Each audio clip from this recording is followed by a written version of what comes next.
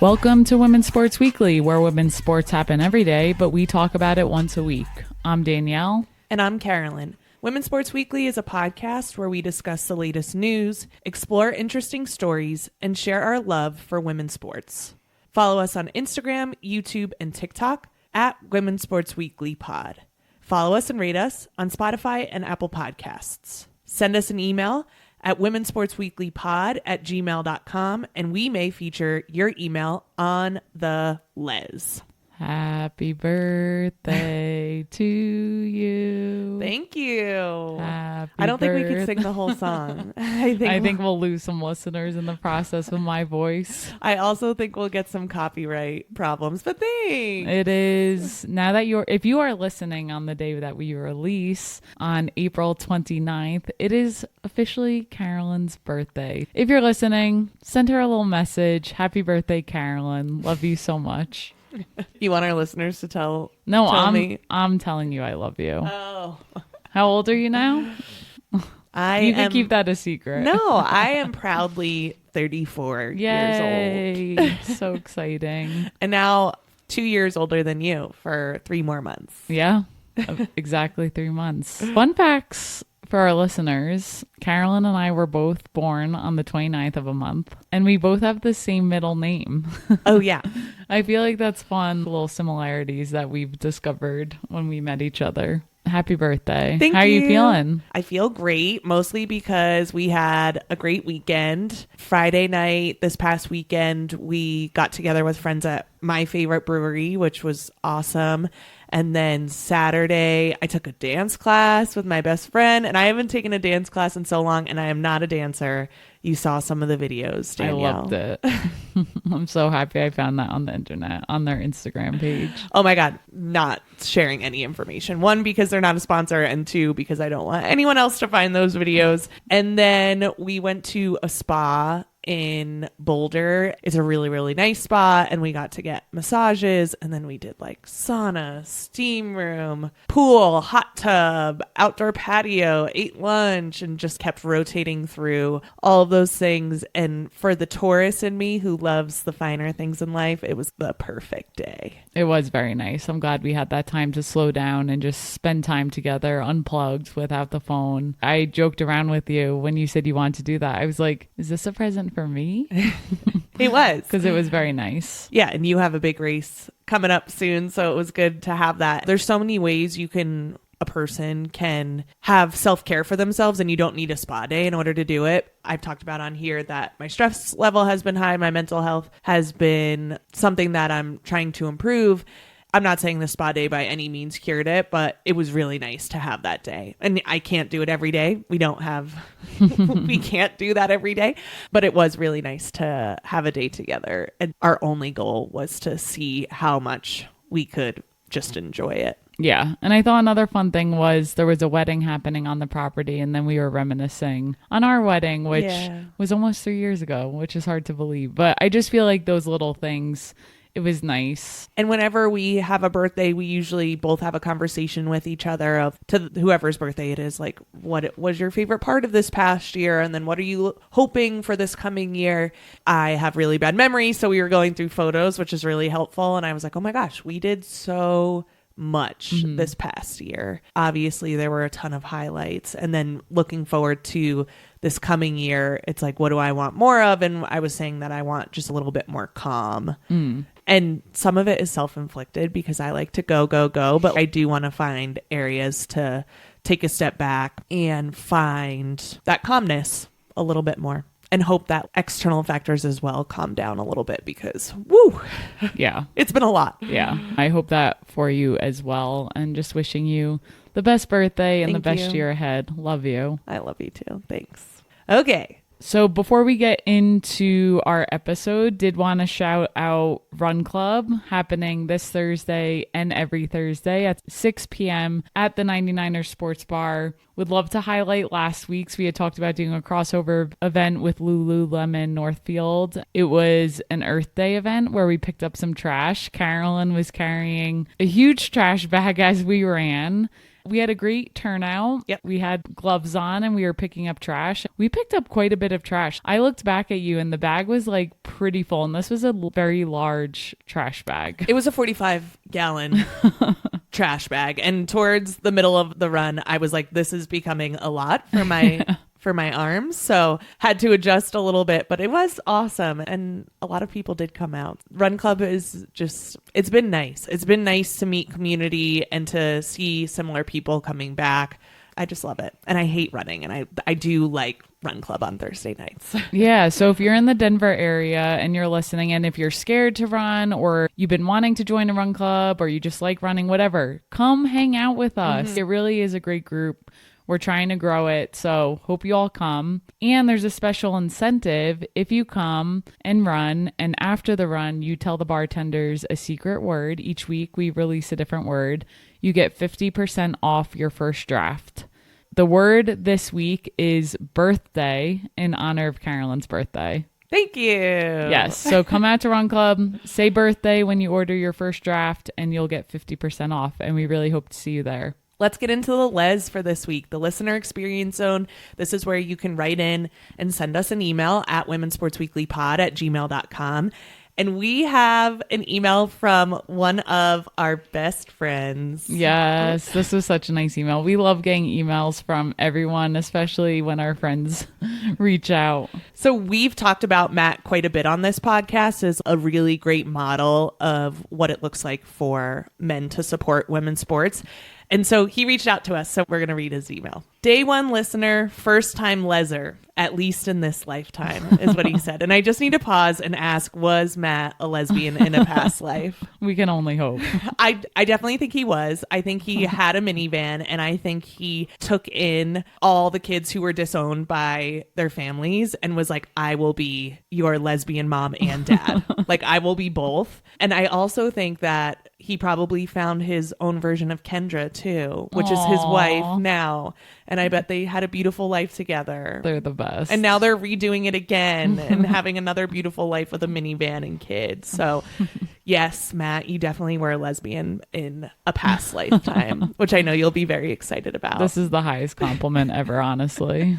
All right. So he goes on to say, question for you guys on Unrivaled. What do you think should be the end goal of the league? While the 3-on-3 full court format is entertaining, I personally view it as somewhat gimmicky, but call me old school. Do you think the Founders players envisioned Unrivaled would be a more permanent fixture in the professional basketball leagues, and they just want to provide players with additional playing opportunities outside the W without having to leave the U.S.? Or do you think Unrivaled is viewed as more of an experiment by the Founders, giving them the opportunity to, one, prove once again that people will and love to tune into women's hoops, and two, it can be successful, profitable to the people, organizations willing to invest, as well as other parties involved, communities, vendors, TV providers, etc. And three, showing how a league, the W, should be run, but showing off a player-run league that has success. If I was the Founders players, I would view the league as a chance to prove all this and more, so that when the next CBA comes up in the W, they can come in guns a-blazing and get what they are due. Obviously, it's great what Unrivaled can provide players and fans, but I can't imagine any of the players want to have to play in two separate leagues year-round to make ends meet. I would think they're all hoping that the W will get their ish together so that they can get a bag and not have to jump from league to league or country to country just to make a living year-round, especially since that's basically the bare minimum for pretty much every other professional athlete. So let's pause, because there were a lot of great points in there. Matt made a lot of great points. So I do agree. I think Unrivaled shows a player-led league can be successful. And I think it shows like how you can pay people money and it can still be successful. But I do want it to stick around. Yeah, like, I do want Unrivaled to stick around, mostly because I love it so much. I love that it has summer camp vibes. I love that the players get to speak to each other in the off season and compare. I do think Unrivaled came at perfect timing ahead of the CBA. I think all of those points are exactly spot on. I also think what Unrivaled did was the players who were doing well are going to be more valued in the WNBA. Like, I think it showed that some players are really, really good and essential to their team. Brittany Sykes, Slim from the Washington Mystics comes to mind. Like, she just played so well in Unrivaled, and I think gained some more fans from that. And I think more people now will be watching what she does in this coming W season. I also think a lot of players gain their confidence, and I honestly think the men should be doing it. From my point of view, I also think it's a great league, and I think there's so many benefits that I also hope it sticks around. I think the player development piece, playing with different people, I think also helps expand your skills. When we talk about the men, and we had this conversation with friends over the weekend, the NBA is so much longer, that league, than the WNBA. Whereas I feel like their break comes and they're not going to have another league because they play so many games in the regular season, and the WNBA is shorter, to take all that other time off when it makes sense. Like, they need to be doing something in the off season. Now, do I think the WNBA should be paying these players more? 1,000%. Yep. I don't think this should be the only option to make more money. The WNBA has to be paying these players more. But I still think a lot of players would opt into this to continue to develop their game and get more playing time in the off season. But the NBA, it's just structured. I see where you're saying, like, wanting them to do it, but I don't think that would ever happen. Like wanting NBA players to play in a 3-on-3 league. You just said you wanted that. Yeah. Yeah. I understand where you're coming from, but I think because their season is already so long and players sit out so much, one, that will never happen for that reason. And we've had conversations, they don't want to get exposed. Yeah, definitely. And they would get exposed because oof. Do you think that players in the WNBA would prefer to get paid what they're supposed to get paid and play longer in the W? Or would they prefer to get paid what they're supposed to get paid in the W and then get paid what they're supposed to get paid in Unrivaled? Yeah, just from when we interviewed players at Unrivaled when we were there, I feel like so many benefits came from the league that I do think they would still opt for having the two choices, because it's two totally different games at the end of the day. Like, yes, it's basketball, but 3-on-3 is played very differently than 5v5, and I think they enjoyed getting to play with different players. So many people talked about getting their confidence back, because I feel like, yes, it was still very competitive, but somehow still lower stakes than the W. And I think having that mix up was really nice for the players. To your point earlier, the players got to build their brand so much during Unrivaled just because of how Unrivaled is set up, that I do think there's value in having both of the leagues.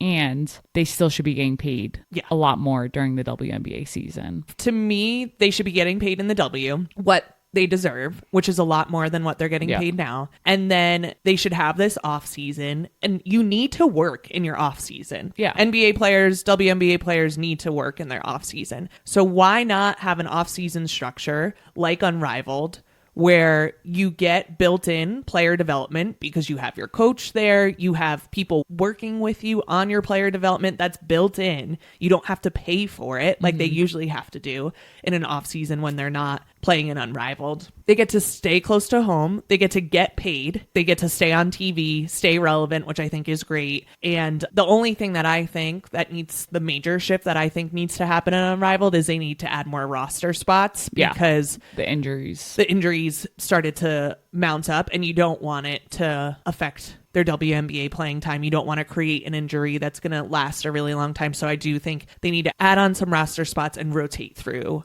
during the game a little bit more, because or like maybe shorten the court even more. I don't know how much shorter you can go on the court without just going to half court, but there does need to be a little bit of a shift for player injury prevention. I think they already started making those changes. For having this league only 1 year and how successful it was, now they're learning, and now they can implement some of those key changes. The other thing that I also wanted to point out is we see a structure in Unrivaled where it is player led and player owned. I do think that's also going to be helpful if there are players who want eventually to get more into the business side of women's sports, that they can get some experience with an Unrivaled. Like now Nafisa and Brianna Stewart have that on their resume. So if they're ever looking at ownership of a WNBA team and making some business money, now they have that to build upon. And if there are other players that also want to do that, they can use Unrivaled as a way to do that. All great points. Okay, let's get into the fun question from Matt. So back to Matt's letter. Fun question. If you could place yourself as the female athlete character in any movie or TV show, what would it be and why?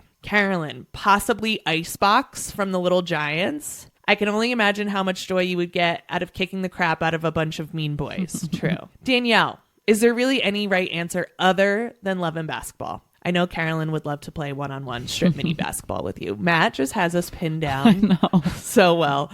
Miss you guys, Maddie Sav. Love you, Matt. Thanks for the email. So Danielle, is there any other right answer other than love and basketball? No. And it's funny because you had asked me this question before I even read the email. And I said that. And you were like, well, that's what Matt pinned you as. I was like, yep.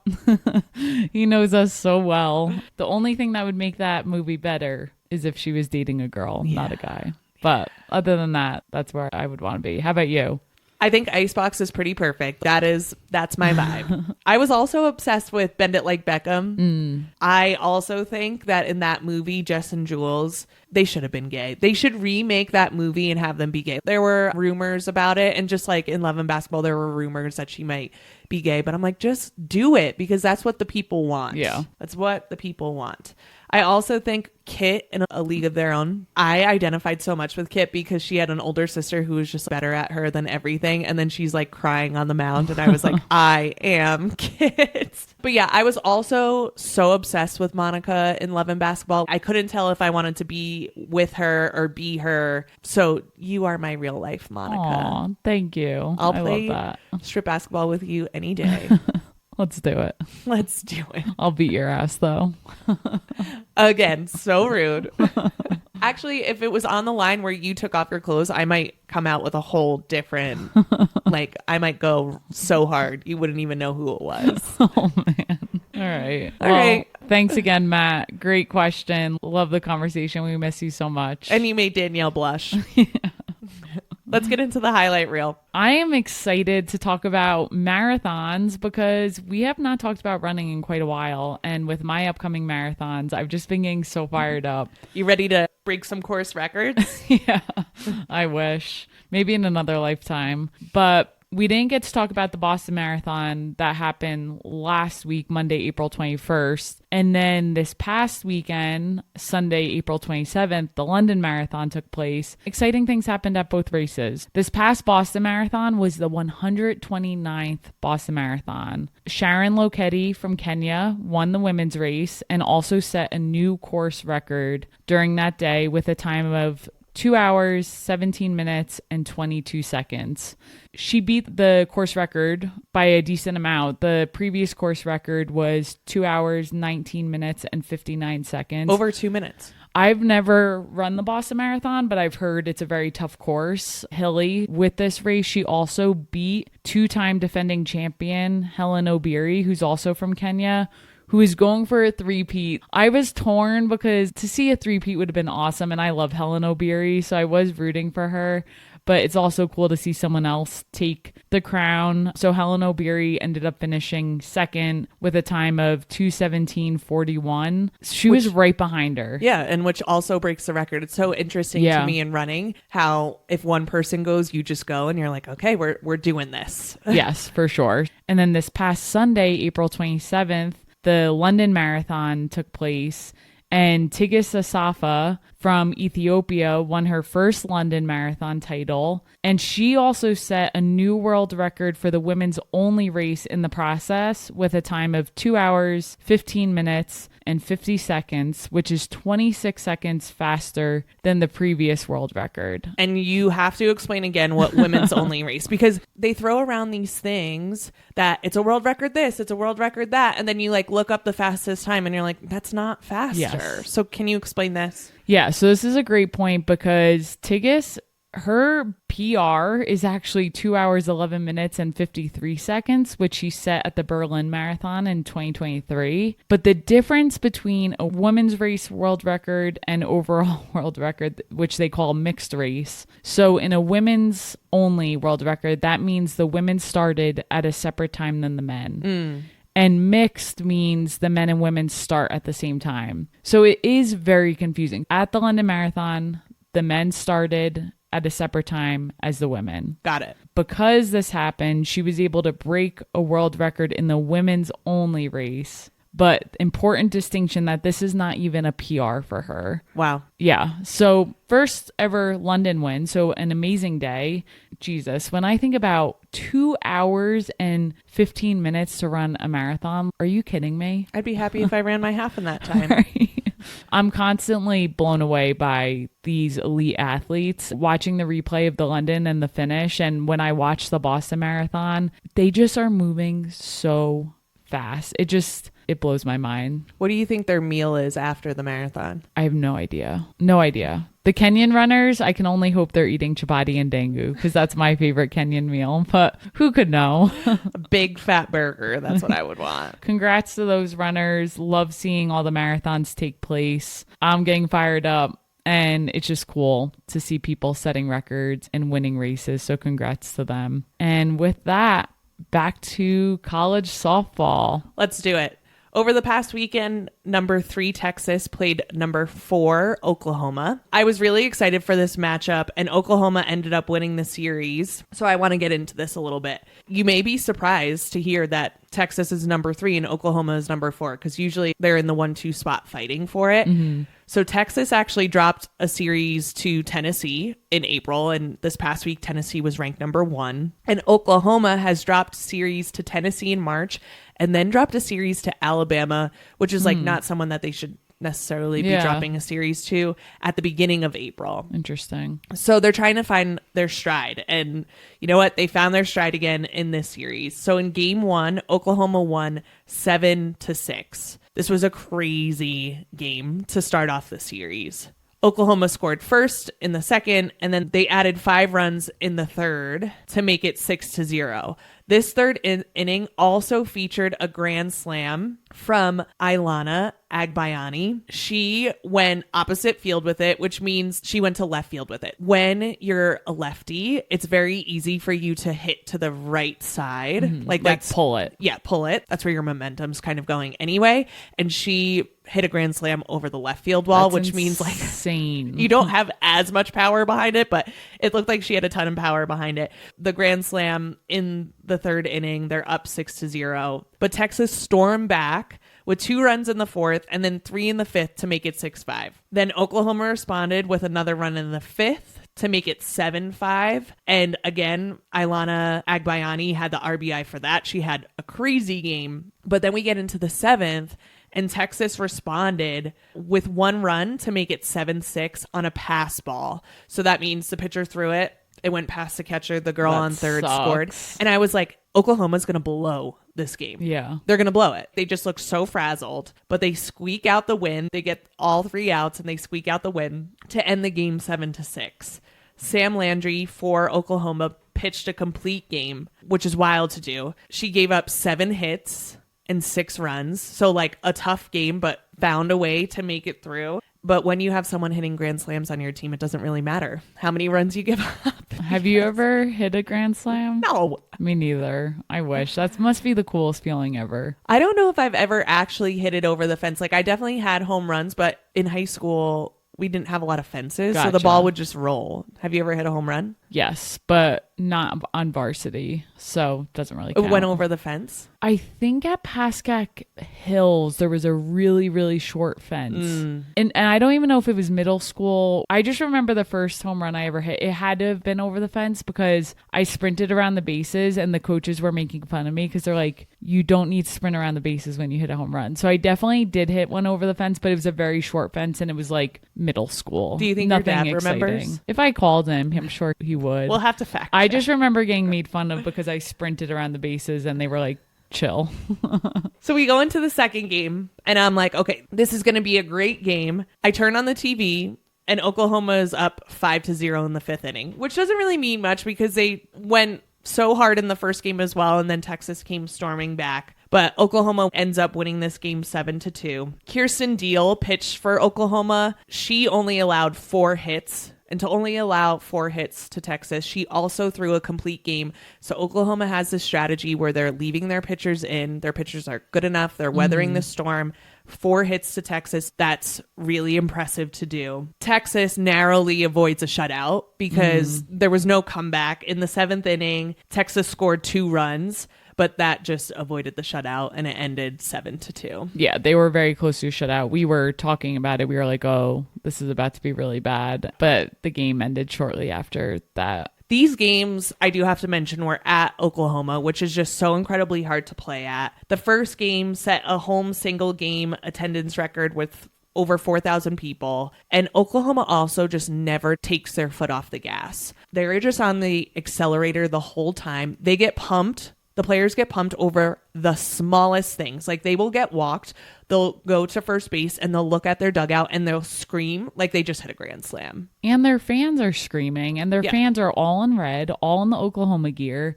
They were going nuts. I'm just like envisioning the older woman who was doing the Oklahoma sign, and she was decked out in Oklahoma gear. And had a Beat Texas hat on. Like, intense. Yes. The way that they pump each other up, it must just be so annoying for the other team they're playing, because they're getting hits and they're up 7-0 and they're still so excited. They put so much pressure on a team throughout the entire 7 innings, no matter what the score is. So we're headed into the final weekend of SEC play, and then we get into the SEC tournament. After that, regionals, super regionals, Women's College World Series. It's a good time for softball. Exciting stuff. So check out some games that are coming up. Let's get into hockey, because it's also an exciting time for hockey. So let's get into it. So before we get into the game I'm going to talk about today, we have to announce that the PWHL has picked its next expansion team, which we're bummed about because it's not Denver. It's going to open in Vancouver, and they are expected to start in the 2025-2026 season, so next year. The U.S. can't compete with Canada in terms of fans for hockey. They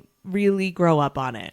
Maple syrup and hockey. But I'm still holding out hope for Denver one day. I mean, right now the PWHL only has 6 teams. This will be 7. And we're expecting another one. It might be released by the time this episode comes out. Right. But I think over the years there has to be more, hopefully. So I'm hoping maybe one day Denver will get a team. But congrats to Vancouver on getting that. The PWHL also just came back to play this past weekend after almost a month off for an international break. So they've had a lot going on, and this break was for the IIHF World Women's Championship, which I'll talk about more in the deep dive today to give more people background on what that is. But first, I want to highlight one of the first games back this past weekend. And this game was between the Ottawa Charge and Montreal Victoire. The Ottawa Charge beat Montreal 3-2 at home. This was a big game for the Ottawa Charge because this is after the Victoire became the first and only team to clinch a playoff spot. So now Ottawa comes in after the break and beats the Victoire at home. And they're fighting for a playoff spot. Only the top 4 out of 6 teams make it into the playoffs in the PWHL.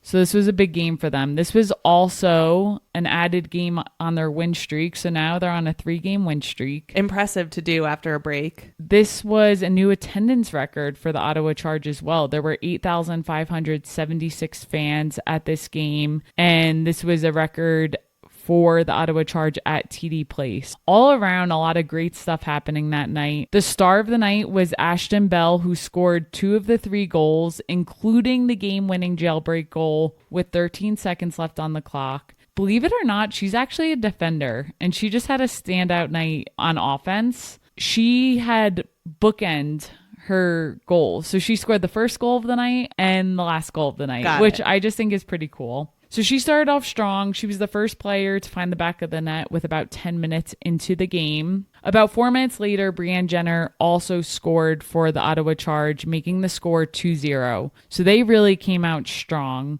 But the Victoire did not allow themselves to go scoreless in the first period. Anna Wilgren cut the lead to 2-1 with about 22 seconds left in the first period. The second period ended up being scoreless. And 6 minutes into the third period, the Victoire came out strong, and Catherine Dubois tied the game in an unassisted effort, making the game 2-2. So that's early in the third period, and almost the rest of the entire game, it was 2-2. Everyone in the arena thought this game was going into overtime. Even watching, the commentator literally, and I quote, "As we stare ahead to a possible overtime," I swear she jinxed them. Seconds later, Ashton Bell scored on a long-range shot that deflected off a Victoire skater and found the back of the net. This goal was interesting because you know how in hockey the puck can go behind the net? Mm-hmm. They were like all jammed up in the corner, and someone kicked it out, which allowed Ashton Bell open, but she was far out. And she just launched one, and there was like chaos. Like, I feel like hockey can be very chaotic. There's just like bodies, pads everywhere. And there were a ton of people between the net and her shooting, and she just found a way. Like, that's why you put shots on goal. So great game for her. Huge win for them. The sold out crowd went absolutely nuts when she scored this. That was with 13 seconds on the clock. So she won this game just in the nick of time before going into overtime. Goalies on both teams played really well. Gwyneth Phillips made 25 saves on 27 shots. Absolutely incredible for the Ottawa Charge. And then for Montreal, Elaine Chuli stopped 24 of 27 for Montreal. So both goalies were neck and neck in terms of saves and same amount of shots on goal for both teams. So that game was really neck and neck. Watching goalies in hockey, I mean, you talk about all the time how you feel bad for lacrosse goalies. I feel very similar for hockey goalies. Yeah, but they have more padding. They take up so much more space. Fair. Well, both nets are pretty small. Yeah. I see what you're saying, but watching the goalies skate side to side to block the net and trying to keep eyes on the puck, you know what it reminds me of? What? You know when you're at a basketball game and on the Jumbotron, they put a ball under 3 solo cups and you have to follow where the ball goes at the end? That's what I feel like it's like to be a hocky goalie. I wonder if they're really good at it. Are you good at that game? I get so distracted. Same. It is hard. And then when I blink, I'm like, shit, like I already lost it. You can't even blink. So that's what I feel like it must be like to be a hockey goalie. I love that. One last thing about this game is it pushed them 4 points ahead of 5th place Minnesota. As you said, everyone's fighting for a playoff spot right now. There's only a few games left in the regular season. So at this point, I think it could be anyone. Like, it just can't be New York. They got eliminated. Oh, poor New York. But really, it's an exciting time to watch the PWHL. So check out the schedule and looking forward to more games there. Let's get into the deep dive for the week. Yes. So I mentioned the international break, the IIHF World Women's Championship. So what is this? This is a top tier international tournament for women's ice hockey. It's governed by, which this explains what the IIHF is. It's governed by International Ice Hockey Federation. Got it. So that's what that stands for. This tournament started in 1990, so 2 years before I was born, which I guess it's been going on quite a while. Yeah, we're officially old, so that's a while. We are. This was and is a big step for the visibility of women's ice hockey, which is great. So this has also grown, I'm sure, as you can imagine, like with most things in women's sports. But back in 1990, there were only 8 teams total in this tournament. And now it's expanded to multiple divisions. So it went from 1 division to now it has 3 divisions. And these are country teams, correct? This Yes. is not like PWHL team versus... Correct. It's like Team USA, Team Canada, you know, all the countries. And now it's a multi-division tournament. And there are promotions in this system and relegations, which makes me think of Ted Lasso. So what does this mean? Each year, the bottom team in the Division 1 and Division 2 will get dropped a division. And the top teams in Division 2 and Division 3 will go up a division. So I just think it's nice to allow teams to move through divisions, because as they get better and as the countries develop more in the sport, they can work their way up. So I think it's a very cool structure. And, you know, Team Canada or Team USA is not crushing someone in the Division 3. You know what I mean? Like, it just allows for more competition, I think. Yeah, relegation is interesting because we don't have it here in the US, and I think it would be fun. I think it would add on a new pressure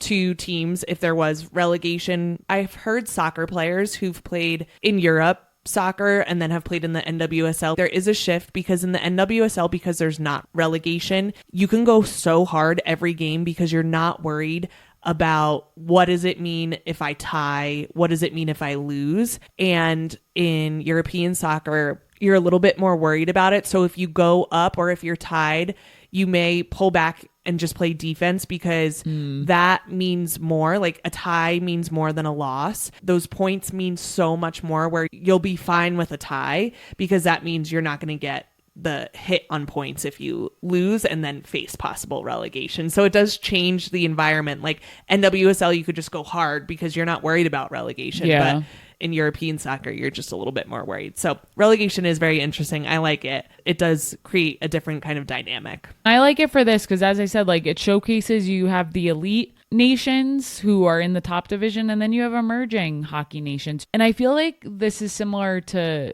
soccer. You start to see other nations develop as more people are putting focus on the sport. So I just think it allows for some good dynamics and different nations to be showcased in different ways. So question for you, can you guess which two nations have the most gold medals since 1990? Yeah, I can. What are they?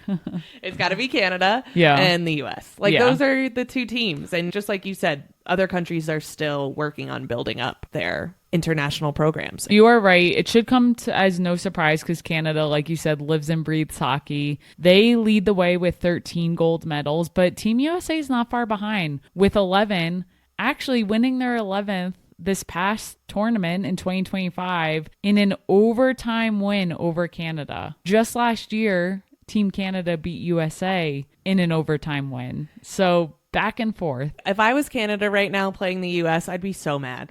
We're just not treating them great, you know, as a country. And then on top of that, we're beating them in hockey, in a sport that they live by. Yeah, but this rivalry runs deep, and excited that the USA took home the gold this year. A key player for the US is Hillary Knight. She has become the first player to hit 100 career points at this tournament, which is literally a GOAT level achievement. What's a point? A point is when you either get a point if you assist a goal or you get a goal. So it's not strictly goals. And she currently at this time has 120 points and 67 goals. So she is a goal and assist scoring machine. Another exciting moment in this tournament is Czech won bronze, and this was the first medal they won on their home soil. So congrats to them. These tournaments were played in Czech. Hence the home soil. Thank you, Carolyn, for clarifying. If you didn't know what that meant. I went to Prague once, and I was separate. Okay, not together. I was staying in a hostel, and we met Canadian people, of course, and they were like, "We're going to a Czech hockey game. Do you want to come?" Hockey was not my thing then, but it was a men's game, and we went with these Canadians. They were wild, but the arena was wild, and it was not the top division of Czech hockey, and it was one of the lower divisions, and people, the chants, the amount of smoke, it was crazy. So I'm so happy to see that Czech is building up their women's team, and that fandom can spread into the women's. So very cool. Yeah, that's awesome. I never heard that story. Yeah, it was a wild night from what I remember. Canadians are crazy. Let me just say that. Yeah. As I said earlier, this is a big deal. It is a reflection of the growth of women's hockey, the investment in the sport overall, and our continuous fight for equity and visibility. So to your point, glad to see this is still continuing to grow. And the rise of European nations, like with more development that is given and more equity towards these nations, are going to continue to get better. And I mentioned earlier, it's kind of like soccer. Over the years, I feel like we've just seen so much more competition for women's soccer in different nations. Like US isn't just dominating. So hope that hockey continues to develop. I really hope it continues to help with bringing more excitement to domestic leagues, more sponsorships, and more excitement coming into future Olympic competitions. Love it. So with that, let's talk about what we're looking forward to this week. Stay on the hockey train, Danielle. What are you looking forward to? Yes. So I mentioned earlier that we're getting closer to playoffs. It could be anyone's game at this point. The Ottawa Charge will be playing the Minnesota Frost tomorrow, Wednesday, April 30th at 7 p.m. Eastern. As a reminder, all games can be streamed on YouTube. This is the last week of the PWHL regular season, and Minnesota and Ottawa are both fighting for a playoff spot.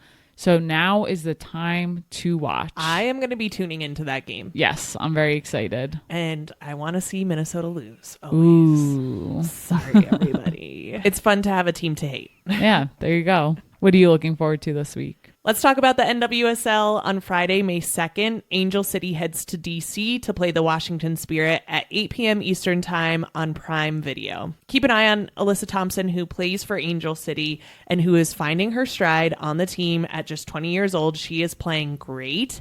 And craziness ensues in the NWSL. This past week, Gotham beat the Washington Spirit 3-0, and the North Carolina Courage beat the KC Current, which was interesting because that was the KC Current's first loss of the season and North Carolina's first win of the season. I think it will be interesting to see as this season progresses who rises to the top, because at the end of last season, it seemed so clear of who would do well this season, and it's just not happening that way. I'll be curious to watch this game and see what happens. That's it for this week. We will see you next week on Women's Sports Weekly. In the meantime, watch women's sports and share the podcast with your friends. Rate and subscribe to the pod on Spotify, Apple, and YouTube. Thanks for joining us, and happy birthday to you. Wow, so much singing. Love it.